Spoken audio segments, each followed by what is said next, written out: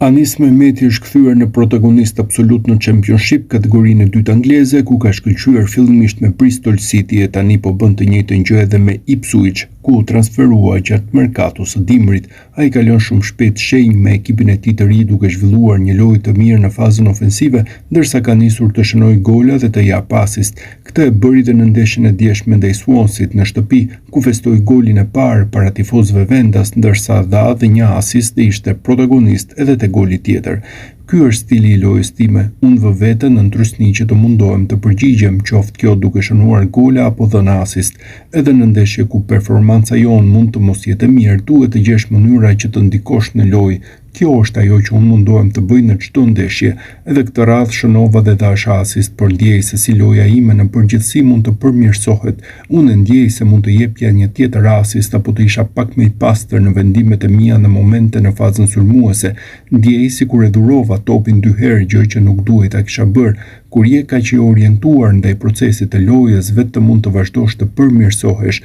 Është një nivel i caktuar dhe duke i vendosur trysni vetes më bën të fokusuar, ndaj nuk mendoj se do të ndryshoj në këtë aspekt. Goli sot ishte një moment special, kisha shënuar ndaj Wrexham dhe duke festuar jashtë fushe, por sot ishte më special. Gjëja e rëndësishme ishin 3 pikët ta Mehmeti pas ndeshjes ku mori ovacione nga publiku. Futbollisti ka mësuar të Bristoli me golet e tij nga distanca, por të Ipswichi gjërat janë pak më ndryshe. Të jemi sinqert, më pëlqen të shënoj gola të mërzitshëm. Kjo do të thotë që jam brenda zonës dhe po bëj lëvizje të zgjuara. Unë mundohem gjithmonë të shkoj drejt portës. Këtë herë topi era në zonë dhe unë isha aty.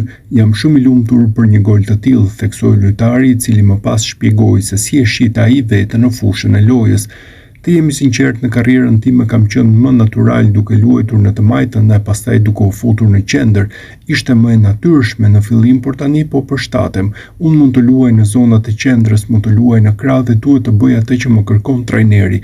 Kjo është ajo që bëra edhe sot, shpjegoi lojtari, i cili është i lumtur për atmosferën që ndjen në stadiumin Portman Road. Më kujtohet kur vija këtu me Bristolin, unë e dija gjithmonë që atmosfera ishte fantastike, por tashmë të jem pjesë e kësaj është një ndjesi speciale për mua.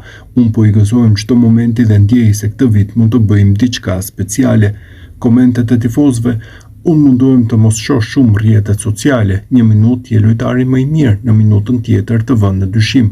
Nuk them se kjo është ajo që ka ndodhur këtu, por unë mundohem të fokusohem te e përtitshmja, duke u munduar të përmirësohem.